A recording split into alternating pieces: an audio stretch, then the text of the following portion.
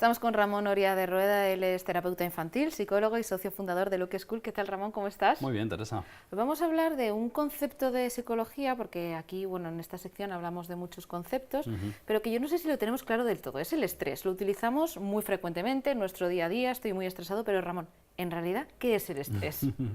Mira, los psicólogos tenemos, o la psicología es una ciencia muy joven y tiene una manía muy fea, por decirlo de alguna forma, que es robar o hurtar conceptos de otras disciplinas, ¿no?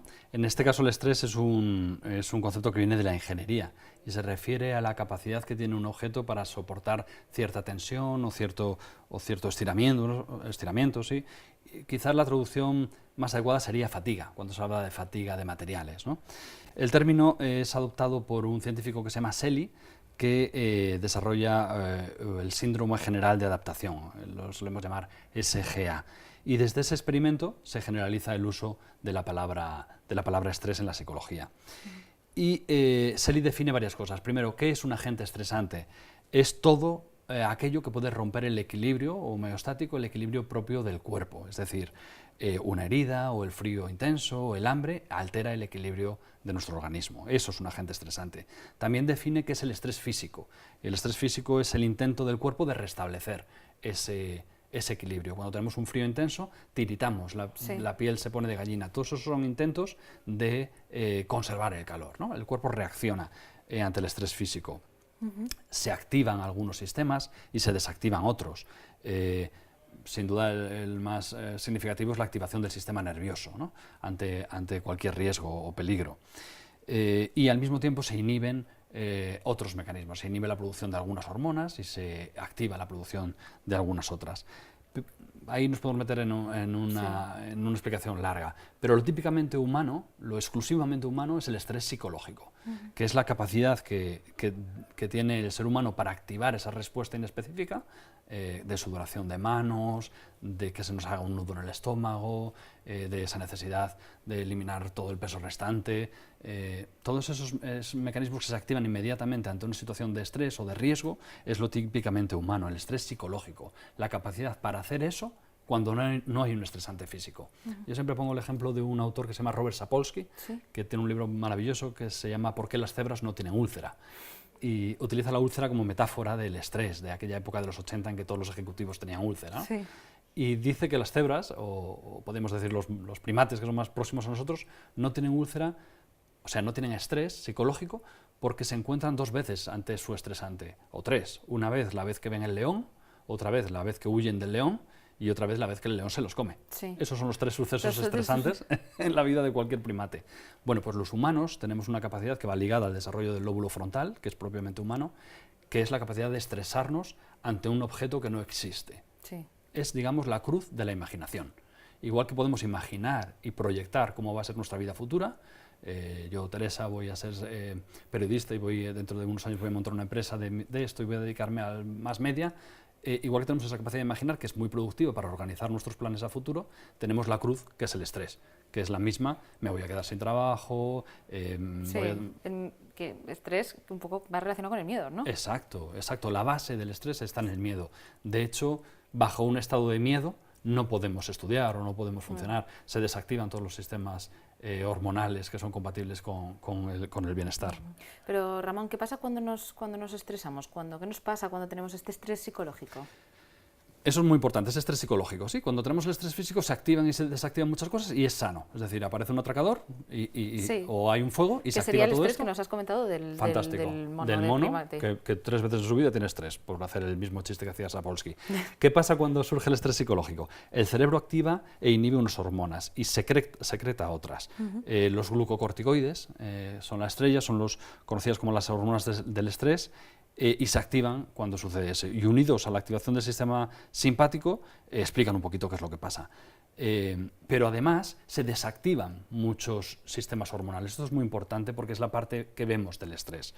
Por ejemplo, las hormonas reproductivas, los estrógenos, la progesterona, la testosterona, se desactiva porque ante el león que hemos fantaseado, llámale trabajo, llámale problemas familiares, llámale lo que sea, el cuerpo lo que interpreta es que estamos delante de un león físico y entonces desactiva un montón de sistemas que gastan energía y que no son útiles para la huida. ¿sí? Entonces digamos que tener un problema laboral es como situar al león delante nuestro y activar un montón de sistemas y desactivar otro. Claro, cuando llega una mujer a consulta y nos dice que no se queda embarazada y el ginecólogo lo ha derivado al psicólogo, ya interpretamos qué es lo que está pasando, lógicamente, porque tu sistema reproductivo se paraliza. Claro, las funciones quizás que más energía requieren, claro, las deja de hacer. Son más que las que más energía requieren, las que menos necesarias son, porque no es necesario que tu sistema reproductivo funcione adecuadamente cuando estás huyendo de un león. Claro. ¿Sí? No es necesario, por poner un ejemplo, que el pelo se mantenga en su sitio. ¿Sí? No es necesario gastar energía en eso, no es necesario gastar en ninguna actividad que no sea relacionada con la huida. La hormona del crecimiento. ¿También? Claro, desgraciadamente vemos casos de niños que no crecen y es producto del estrés. Todos esos sistemas se apagan porque imperan todos los sistemas relacionados con el sistema de huida. ¿Y qué podemos hacer ante este estrés psicológico? ¿Cómo podemos actuar? Pues lo primero es buscar una salida a la frustración, ¿sí? Buscarla nosotros, buscar una salida a esa preocupación, buscarla nosotros, como he dicho, buscarla en nuestros amigos, en nuestra pareja, en nuestra familia, en la gente que nos quiere, buscarla en las redes de apoyo social. Es muy importante tener una buena red de apoyo social. Para eso también es importante saber transmitir nuestras preocupaciones, saber predecir, es decir, saber imaginar, esto tiene que ver con el optimismo, que después de ese problema va a venir alguna solución, ¿sí? Y esto tiene que ver con la autoestima y un poquito con el pensamiento mágico.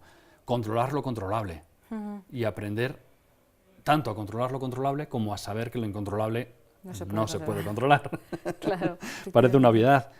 Y hay una táctica muy útil que conocemos, por ejemplo, este señor Sapolsky, que era etólogo, estudioso del comportamiento animal, además de otras especialidades, decía, ante el estrés solo hay dos posibilidades: o sufres el estrés o haces que lo sufra otro. Sí, totalmente. Es decir, o te lo comes tú o que lo pague el de al lado. Bueno, la solución más sana individualmente es que lo pague el de al lado. Y Ramón, ¿hay gente que es más sensible al estrés que otras? Sin duda. Hay gente que es más sensible que otras, pero si pudiéramos buscar franjas, hay dos grupos especialmente sensibles al estrés: los niños y los ancianos. En mi opinión, especial énfasis en los ancianos, porque en los niños lo hablamos, lo sabemos, les protegemos, les amortiguamos, casi siempre somos muy cuidadosos con los niños, probablemente es una cuestión biológica, pero con los ancianos no tenemos el mismo cuidado y es muy importante. Quiere decir que cuando se activan los sistemas de estrés, después tienen que volver a un estado de equilibrio, claro, a una homeostasis. Y para una persona joven, como nosotros, que somos de una juventud exultante, es fácil. Quiero decir, volvemos enseguida a un estado normal, depende de lo irascible que seas, puedes tardar unas horas o un par de días. Pero cuando se somete a una persona anciana a un momento de estrés, le cuesta mucho volver al estado inicial. Entonces, cuidémosles, la predicción es muy importante, adelantémosles las cosas que van a suceder y sometámoslos al menor estrés posible. Me voy a salir un poco del tema porque tengo una pregunta que es curiosidad. Siempre se asocia el estrés a la ansiedad. ¿La ansiedad me imagino que es una consecuencia del estrés o pueden ir separadas? El estrés tiene que ver con la ansiedad, pero con lo que más tiene que ver es con la depresión. Es decir, el estrés mantenido en el tiempo genera depresión. Y genera depresión porque quiebran nuestros sistemas. Es decir, todos esos sistemas que se han activado están diseñados para estar activados unos minutos, unas horas máximo. Pero cuando activamos el estrés porque vamos a perder el trabajo y mantenemos el sistema de huida vivo durante 2 meses, el sistema quiebra. Claro. Entonces el estrés tiene mucho que ver con la ansiedad, como dices, pero el estrés tiene directamente que ver con la depresión. Si mantenemos el estrés en el tiempo, la solución final por la que opta el organismo es la depresión. Queda bastante aclarado. Ramón Oria de Ruedas, psicólogo, terapeuta infantil y socio fundador de Luke School. Muchas gracias por acompañarnos y te esperamos aquí cuando quieras. Gracias, Teresa.